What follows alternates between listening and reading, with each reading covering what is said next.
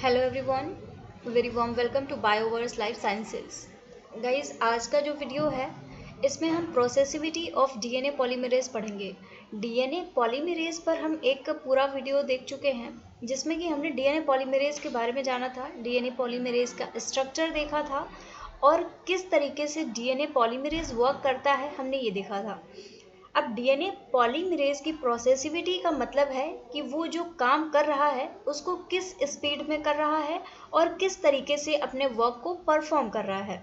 तो यही हम देखने वाले हैं आज के वीडियो में। और एक बात बोलना चाहूँगी गाइस, आपको अगर वीडियो अच्छा लगता है तो हमारे चैनल को भी सब्सक्राइब करिए। तो चलिए स्टार्ट करते हैं। Very warm welcome again, very warm welcome to Bioverse Life Sciences. So let us come to the our topic. यहाँ पे हम देखेंगे सिंथेसिस ऑफ डीएनए। डीएनए की सिंथेसिस जो हो रही है उसी में आता है कि प्रोसेसिविटी क्या है। जो आपका डीएनए पॉलीमरेज वर्क कर रहा है वो कितना प्रोसेसिव है और कितने अच्छे से वो अपने फंक्शन को परफॉर्म कर पा रहा है। जो डीएनए की सिंथेसिस होती है ये दो तरीके से हो सकती है, एक को बोलते हैं प्रोसेसिव और दूसरा होता है नॉन प्रोसेसिव। एक प्रोसेसिव डीएनए सिंथेसिस और एक non processive DNA synthesis. Diagram की हेल्प से समझाना चाहूँगी। आप देख सकते हैं ये डीएनए का डबल स्ट्रैंड है। डीएनए के डबल स्ट्रैंड में ये टेम्पलेट है, यहाँ पे डबल स्ट्रैंड की सिंथेसिस हो रही है। टेम्पलेट स्ट्रैंड पे यहाँ से 3' OH से न्यूक्लियोटाइड्स जुड़ रहे हैं और डीएनए का रेप्लिकेशन होता जा रहा है। अब ये जो रेप्लिकेशन हो रहा है यहाँ पे डीएनए पॉलीमरेज की बाइंडिंग होती है। या बहुत इंपॉर्टेंट चीज़ यहाँ पे यह है कि जो डीएनए पॉलीमरेज की बाइंडिंग होती है ये स्लो होती है। बाइंडिंग बहुत स्पीड में नहीं होती कि डीएनए पॉलीमरेज आया और यहाँ पे बैठ गया। ये बहुत स्लो बाइंडिंग होती है। बाइंडिंग के बाद में ये सिंथेसिस स्टार्ट करेगा। अब ये जो सिंथेसिस है ऐसा भी हो सकता है कि एक बार बाइंड किया और जाके पूरा स्ट्रैंड उसने सिंथेसाइज कर दिया, लेकिन इसकी जगह पे ऐसा भी हो रहा है कि डीएनए पॉलीमरेज बाइंड किया, एक दो न्यूक्लियोटाइड्स को उसने ऐड किया और वो वहाँ से डिटैच हो गया, वो आगे की सिंथेसिस को नहीं कर पाया। तो अगर डीएनए पॉलीमरेज अपना वर्क प्रॉपरली कर पा रहा है तो हम इसको बोलते हैं प्रोसेसिव डीएनए पॉलीमरेज।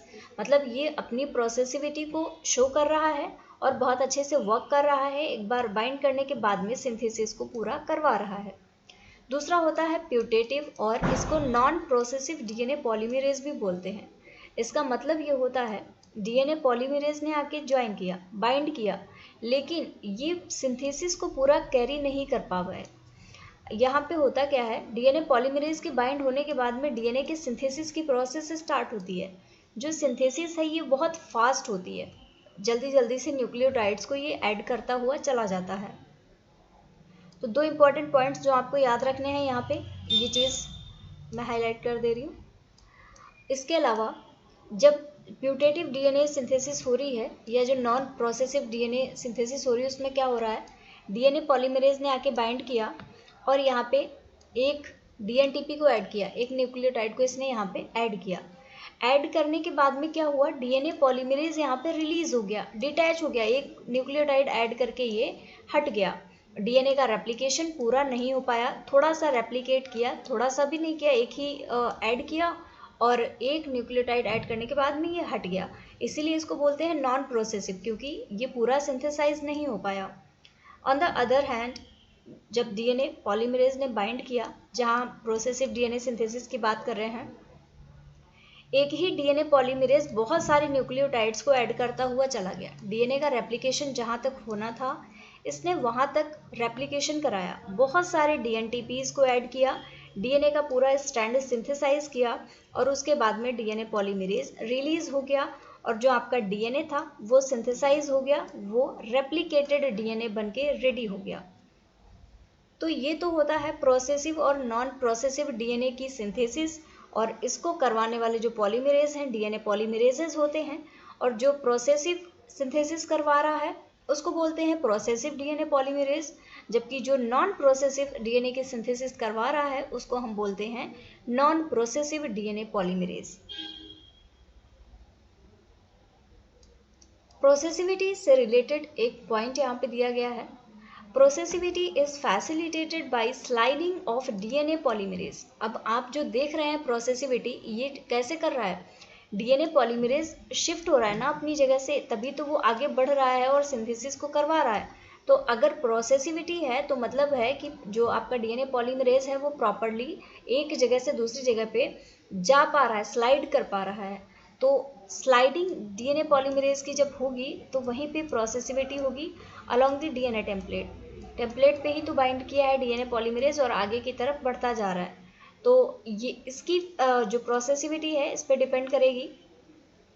इसके साथ ही once bound to a primer template junction का मतलब होता है आपका ये सिंगल स्ट्रैंडेड डीएनए है। अब इस स्ट्रैंड की सिंथेसिस करवानी है तो पहले डीएनए पॉलीमरेज की ये प्रॉपर्टी होती है कि वो डायरेक्टली डीएनए को ऐड नहीं कर पाता, डीएनटीपीज को ऐड नहीं कर पाता। तो यहाँ पे पहले प्राइमर की सिंथेसिस करवाई जाती है। डीएनए पॉलीमरेज 1 ऐसा एंजाइम होता है जो कि यहाँ पे वर्क करता है। यहाँ पे प्राइमर की सिंथेसिस करवाई जाती है। तो जहाँ पे प्राइमर बन के रेडी हो गया है, एक टेम्पलेट स्ट्रैंड है और यहाँ पे प्राइमर बन के रेडी हो गया है। तो प्राइमर है, टेम्पलेट है, इसी को बोला जाता है प्राइमर टेम्पलेट जंक्शन। इसी जंक्शन पे आके DNA polymerase interacts, DNA polymerase इसी जंक्शन पे बाइंड करता है। यहाँ पे भी आप देख सकते हैं डायग्राम में, यहाँ पे ये प्राइमर दिखाया गया है। प्राइमर के पास में ही आके ज्वाइन करता है और इसी प्राइमर को ये एक्सटेंड करता है tightly with much of the double strand portion of the DNA in a sequence non specific manner. और यहाँ पे ये जो बाइंडिंग होती है ये सीक्वेंस स्पेसिफिक ना होके सीक्वेंस नॉन स्पेसिफिक मैनर में बाइंडिंग होती है कि जो डीएनए पॉलीमरेज आके बाइंड कर रहा है प्राइमर से, यहाँ पे ये सीक्वेंस स्पेसिफिक नहीं है कि पर्टिकुलर सीक्वेंस पे ही जाके इसको बाइंड करना है, इसको प्राइमर पे जाके बाइंड करना है, कोई स्पेशल सीक्वेंस को देख के बाइंड नहीं करता है। आगे देखते हैं exonuclease proof read newly synthesised DNA. जो डीएनए की सिंथेसिस हो रही है, नया डीएनए बनता जा रहा है, तो ज़रूरी नहीं है कि सारा का सारा सही ही है, कुछ एक दो मिस्टेक्स भी हो सकती हैं, कोई एरर भी हो सकती है। तो उस एरर को रिमूव करने के लिए यहाँ पे एक प्रूफ रीडिंग की एक्टिविटी होती है। इस प्रूफ रीडिंग की एक्टिविटी को परफॉर्म किया जाता है एक्सोन्यूक्लियसेस के द्वारा। ये 3 प्राइम टू 5 प्राइम की डायरेक्शन में चलती हैं। नॉर्मली सिंथेसिस हो रही होती है वो होती है 5 प्राइम टू 3 प्राइम डायरेक्शन में। और ये जो एक्सोन्यूक्लियसेस होते हैं जो प्रूफ रीडिंग की एक्टिविटी करते हैं, ये करते हैं 3 प्राइम टू 5 प्राइम डायरेक्शन में। एक बार से पूरा प्रूफ रीड करते हैं कि कोई भी न्यूक्लियोटाइड गलत तो ऐड नहीं हो गया है। A high level of accuracy observed for DNA synthesis in a cell। किसी भी जो सेल है आपकी, उस सेल में डीएनए की सिंथेसिस के लिए बहुत हाई लेवल की एक्यूरेसी होती है, क्योंकि डीएनए की सिंथेसिस हो रही है। डीएनए जेनेटिक मटेरियल है, ऑब्वियस सी बात है कि जेनेटिक मटेरियल एक सेल से दूसरी सेल में जा रहा है और फिर आगे भी ट्रांसफ़र हो रहा है, जनरेशन्स में डीएनए ट्रांसफ़र हो रहा है। तो इसको इतना एक्यूरेट होना चाहिए कि अगर यहाँ पे कोई भी मिस्टेक होती है वो जनरेशन्स तक ट्रांसफ़र होगी। तो इसीलिए जो डीएनए का रेप्लिकेशन होता है, उस डीएनए की सिंथेसिस जो होती है उसमें बहुत ज़्यादा एक्यूरेसी होती है, गड़बड़ी का कोई भी चांस नहीं रखा जाता है। हालांकि ऐसा तो होता ही नहीं है कि गड़बड़ी ना हो, कुछ ना कुछ चांसेस रह जाते हैं। लगभग 10 to the power 10 base pairs को ऐड करने में एक कोई भी ऐसा हो सकता है कि रॉन्गली कोई भी न्यूक्लियोटाइड को ऐड कर दिया गया हो बाय द डीएनए पॉलीमरेज। तो चांसेस बहुत कम होते हैं। 10 to the power 10 base pairs के एडिशन में एक मिस्टेक कर सकता है और उसको भी प्रूफ रीडिंग के द्वारा हटा दिया जाता है। अगर वो जो मिस्टेक हुई है वो हटती नहीं है, उसको रिमूव नहीं किया जाता है, तो वो डीएनए में एरर बना देती है, डीएनए में म्यूटेशन कॉज कर देती है। तो इसीलिए बहुत ज़रूरी होता है कि इसकी प्रोसेसिविटी को मेंटेन करके रखा जाए। साथ ही साथ ये जो मिस्टेक अगर हो रही है डीएनए के रेप्लिकेशन या डीएनए के सिंथेसिस के टाइम पे, तो उसको भी साथ में ही रिमूव कर दिया जाए, और इसी के लिए ये प्रूफ रीडिंग एक्टिविटी वर्क करती है।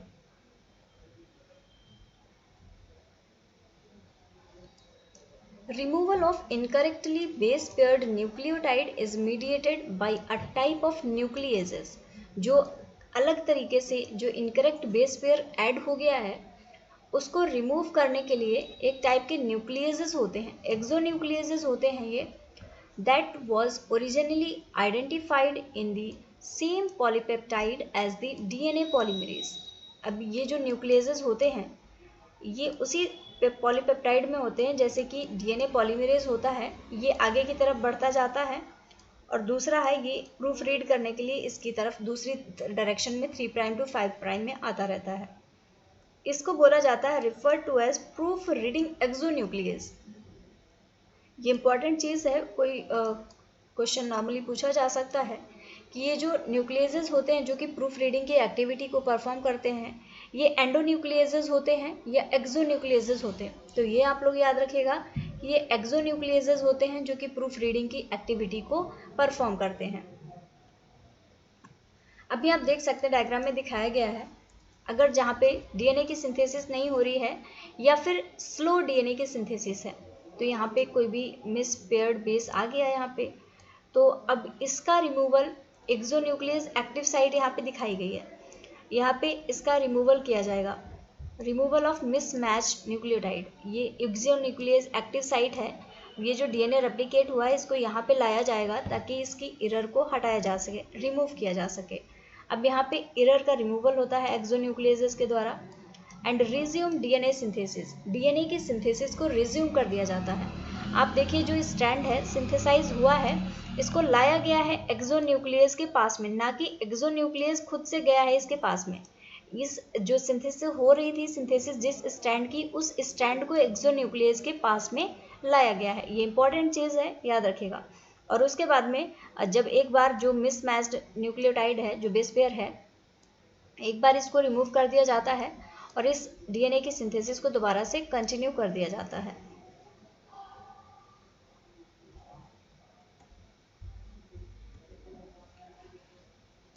मिसपेयर्ड डीएनए अगर मिसपेयरिंग हो जाती है, alters the geometry between the 3 prime OH and the incoming nucleotide because of poor interaction with the palm region. अब उम्मीद है आप सभी ने प्रीवियस वीडियो भी देखा होगा, क्योंकि उसमें डीएनए पॉलीमरेज के बारे में हम लोगों ने पूरी बात की थी। तो जो डीएनए पॉलीमरेज है, इसका ये थंब रीजन होता है, ये फिंगर्स होती हैं और ये पाम वाला रीजन होता है। तो अगर यहाँ पे कोई मिसमैच्ड बेस पेयर है, तो पाम वाले रीजन में इसके बीच की जो बाइंडिंग है, ये बाइंडिंग बहुत स्ट्रांग नहीं देखी जाएगी, ये बाइंडिंग बहुत स्लो होगी। ये जो इनकमिंग न्यूक्लियोटाइड है और जो 3 प्राइम OH है, इनके बीच में बाइंडिंग ही प्रॉपर नहीं होगी। कुछ इस तरीके से अगर इसका स्ट्रक्चर है, ये डीएनए की सिंथेसिस हो रही है, यहाँ पे कोई न्यूक्लियोटाइड आया, ये इनकमिंग न्यूक्लियोटाइड है और ये 3 प्राइम OH है, यहीं पे तो आके इसको जुड़ना है 3 प्राइम OH पे।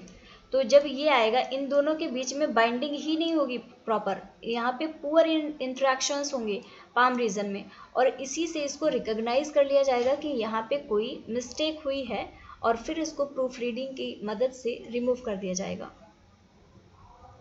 Thus, when a mismatched nucleotide is added, अगर mismatched nucleotide ऐड हो जाता है, it both decreases the rate of new nucleotide addition, ये नए न्यूक्लियोटाइड्स के एडिशन के रेट को कम कर देता है, and increases the rate of proofreading exonuclease activity। Nucleotide के एडिशन के रेट को इसलिए स्लो किया जाता है, डिक्रीज किया जाता है, ताकि जो इनकमिंग न्यूक्लियोटाइड्स हैं, ऐसा ना हो कि बहुत जल्दी जल्दी आ रहे हैं और उनकी सिंथेसिस ऐसे ही एज इट इज़ उनको किया जा रहा है। इसीलिए अगर मिसमैच फाउंड कर लिया गया है, तो वहाँ पे न्यूक्लियोटाइड एडिशन के रेट को कम कर दिया जाएगा और प्रूफ रीडिंग एक्सोन्यूक्लियस की एक्टिविटी को बढ़ा दिया जाएगा।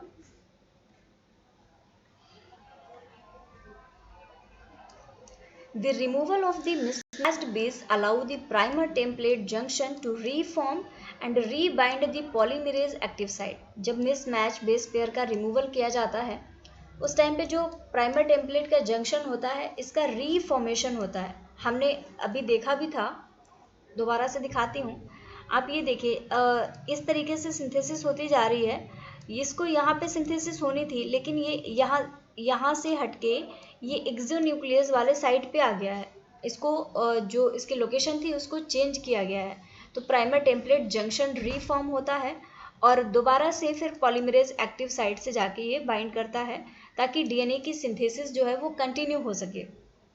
ये बहुत इंपॉर्टेंट पार्ट है, पूछा जा सकता है कि कैसे जो मिसमैच होता है उस जगह पे किसी तरीके से प्राइमर टेम्पलेट जंक्शन में कोई भी चेंज होता है या फिर नहीं होता है।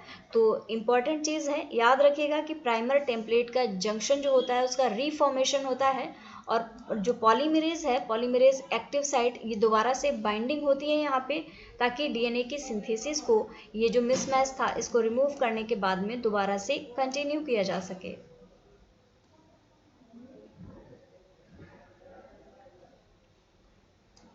In essence proof reading exonuclease works like a delete की। ये जो प्रूफ रीडिंग एक्सोन्यूक्लियसेस होते हैं ये एक डिलीट की तरह काम करते हैं। जैसे आपने लैपटॉप खोल रखा है, कोई भी फोल्डर डिलीट करना, आपने डिलीट की को प्रेस किया, ये हट गया। उसी तरीके से होता है कि ये प्रूफ रीडिंग एक्टिविटी चल रही है, मिसमैच मिला, डिलीट की तरह वर्क किया, और इसने जो मोस्ट रीसेंट एरर था जिसको आइडेंटिफाई किया गया, ये उसी को, जैसे आपने डिलीट बटन पे प्रेस किया तो आपने जिस फाइल को सेलेक्ट कर रखा है सिर्फ वही डिलीट होगी, उसी तरीके से ये भी मोस्ट रीसेंट एरर्स को ही डिलीट कर देता है, हटा देता है वहाँ से। इसलिए ये एक डिलीट की तरह वर्क करता है। The addition of a proofreading exonuclease greatly increases the accuracy of DNA synthesis.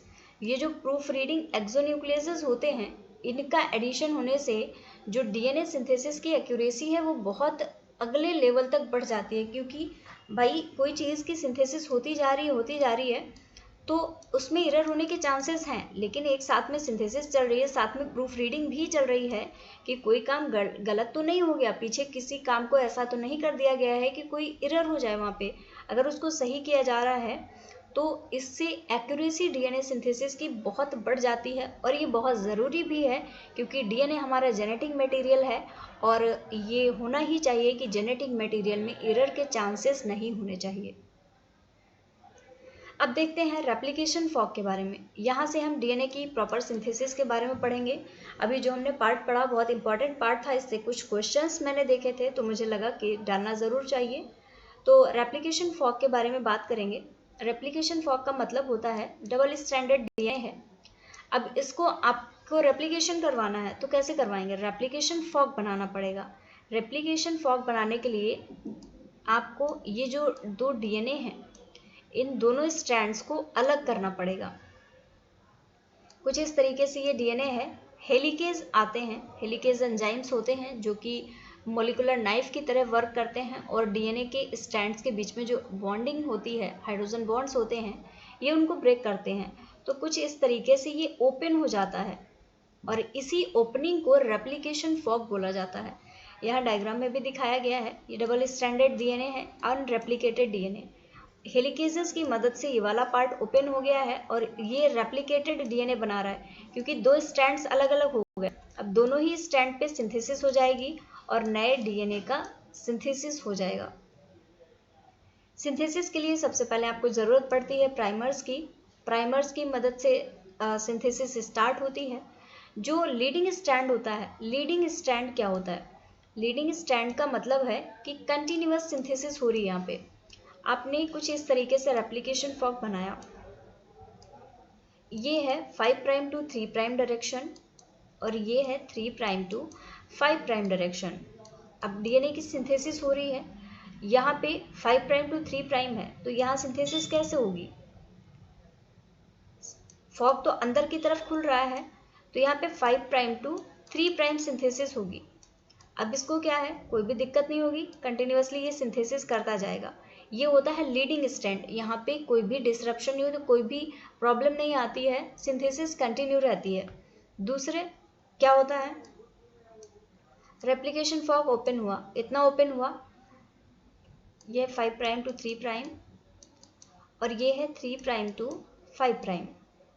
अब यहाँ पे सिंथेसिस कैसे होगी, थोड़ा सा रेप्लिकेशन फॉर्क ओपन हुआ, अब सिंथेसिस की डायरेक्शन यहाँ पे ये रहेगी 3 prime to 5 prime, 5 prime to 3 prime synthesis की डायरेक्शन रहेगी। अब इतना सा रेप्लिकेशन फॉर्क ओपन हुआ, 5 प्राइम टू 3 प्राइम सिंथेसिस हो गई। अब इसके आगे जब ओपन होगा तब क्या होगा, दोबारा से इसके आगे की जब ओपनिंग हुई, अब इतना सिंथेसिस हो गया है, अब यहाँ पे ओपन हुआ तो ये जो डीएनए पॉलीमरेज आपका सिंथेसिस कर रहा है ये अपनी पोजीशन बदलेगा और पीछे आके बैठेगा और फिर से ये सिंथेसिस करवा देगा। इस डायग्राम में देख सकते हैं कि जैसे जैसे फॉर्क ओपन हो रहा है 5 प्राइम टू 3 प्राइम इतना गया, सबसे पहले यहाँ पे सिंथेसिस हुआ इतना मान लिया हमने, पहले ओपन हो गया, इतनी सिंथेसिस हो गई। उसके बाद में आगे इतना ओपन हुआ, फिर अगली सिंथेसिस हुई। जैसे जैसे रेप्लिकेशन फॉर्क ओपन हो रहा है वैसे वैसे इसकी सिंथेसिस हो रही है।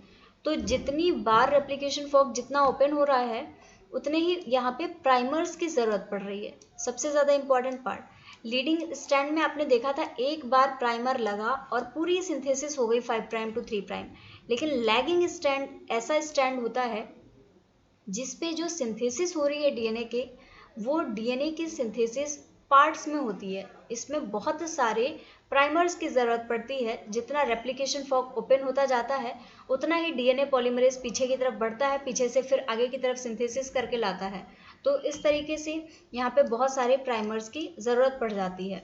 और जो छोटे छोटे से टुकड़े सिंथेसिस हो रहे हैं, यहाँ पे पूरा डीएनए एक साथ में सिंथेसाइज नहीं हो रहा है, छोटे छोटे से टुकड़ों के फॉर्म में सिंथेसिस हो रही है। तो ये जो टुकड़े बनते हैं इन्हीं को बोला जाता है ओकाजाकी फ्रेगमेंट्स। ये डीएनए पॉलीमरेज की लोकेशन दिखाई गई है। इधर साइड में फॉर्क ओपन हो रहा है तो डीएनए पॉलीमरेज इधर तो ऐसे ही चलता चला जाएगा, लेकिन यहाँ पे क्या होगा, इसको फिर से यहाँ पे आना होगा, फिर यहाँ पे बैठना होगा, फिर यहाँ पे बैठना होगा, और इस तरीके से ये टुकड़ों में डीएनए की सिंथेसिस को करवाएगा। रेप्लिकेशन फॉर्क रेड कलर से दिखाया गया है। ये जो नया डीएनए सिंथेसिस हो रहा है रेड कलर में है, न्यूली सिंथेसाइज्ड डीएनए, और ग्रीन से दिखाया गया है आरएनए प्राइमर। यहाँ पे ये देख सकते हैं जो लैगिंग स्ट्रैंड है यहाँ पे बहुत सारे प्राइमर्स बने हुए हैं, जबकि जो लीडिंग स्ट्रैंड है इसको सिर्फ एक ही बार प्राइमर की ज़रूरत पड़ रही है। The Okazaki fragments shown are artificially short for illustrative purpose। जो ओकाजाकी फ्रैगमेंट्स है ये बहुत छोटे होते हैं illustrative purpose के लिए। In the cell, Okazaki fragments can vary between 100 and 2000 base depending on the organism। कितने ओकाजाकी फ्रैगमेंट्स बन रहे हैं ये डिपेंड करेगा कि किस ऑर्गेनिज्म में डीएनए के रेप्लिकेशन की प्रोसेस हो रही है। कोई ऐसा ऑर्गेनिज्म जिसका जीनोम बहुत छोटा है, हो सकता है 100 ओकाजाकी फ्रैगमेंट्स बने, डीएनए की सिंथेसिस हो गई। लेकिन हो सकता है कि कोई ऑर्गेनिज्म ऐसा है जिसका जीनोम साइज बहुत लार्ज है, तो उस केस में क्या होगा, जो ओकाजाकी फ्रैगमेंट्स बनेंगे उनका जो लेंथ होगा, जो उनका अमाउंट होगा, जो उनकी काउंटिंग होगी, नंबर जितने होंगे वो नंबर बहुत ज़्यादा होंगे। तो उम्मीद है आप लोगों को अच्छा लग रहा होगा, ये चीज़ें पसंद आ रही हों, तो आप मेरे चैनल को भी सब्सक्राइब कर सकते हैं और कमेंट सेक्शन में बता भी सकते हैं आपको लेक्चर कैसा लग रहा है। So, because DNA is synthesized only by elongating a 3 prime end। DNA की सिंथेसिस आप लोगों को उम्मीद है सबको पता होगा कि 3 प्राइम OH से ही होती है, 3 प्राइम OH से सिंथेसिस आगे होती है, क्योंकि डीएनए पॉलीमरेज की ये क्वालिटी होती है कि वो सिर्फ 3 प्राइम OH को ही, 3 प्राइम एंड को ही एक्सटेंड कर सकता है। So only one of the 2 exposed templates can be replicated continuously. अब इसको 3 प्राइम से 5 प्राइम में सिंथेसिस, इसको 5 प्राइम से 3 प्राइम में सिंथेसिस करनी है, सिर्फ ये 3 प्राइम एंड को एक्सटेंड कर सकता है, तो सिर्फ एक ही टेम्पलेट को ये कंटिन्यूअसली रेप्लिकेट कर सकता है as the replication fork moves. जैसा कि हमने पिछले डायग्राम में देखा कि 5 प्राइम से 3 प्राइम लीडिंग स्ट्रैंड पे जो सिंथेसिस हो रही है उस पर डीएनए पॉलीमरेज कंटिन्यूअसली मूव करता जा रहा है और सिंथेसिस करता जा रहा है। So on this template strand, the polymerase simply chases the moving replication fork। इस तरीके से कुछ replication fork है, इधर की तरफ fork open होता जा रहा है और DNA polymerase भी इधर की तरफ चलता जा रहा है। तो ये पाथ को चेस कर रहा है, जैसे जैसे fork open हो रहा है वैसे वैसे replication ये DNA polymerase भी move कर रहा है। So the newly synthesized DNA strand directed by this template is known as the leading strand।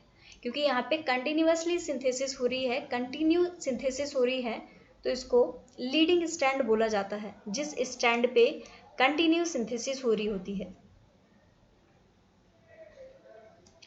Synthesis of the new DNA strand directed by the other single strand DNA template is more complicated. एक पे तो directly हो रही है, लेकिन जो दूसरा strand है वहाँ पे जो डीएनए की सिंथेसिस होती है ये बहुत कॉम्प्लिकेटेड होती है। कॉम्प्लिकेटेड इसलिए क्योंकि the new DNA strand directed by this template is known as the lagging strand. ये लैगिंग स्ट्रैंड होता है और यहाँ पे प्राइमर को जितना डीएनए पॉलीमरेज आके यहाँ पे बैठा, इसने इतना डीएनए खुला था, इसकी सिंथेसिस करवा दी।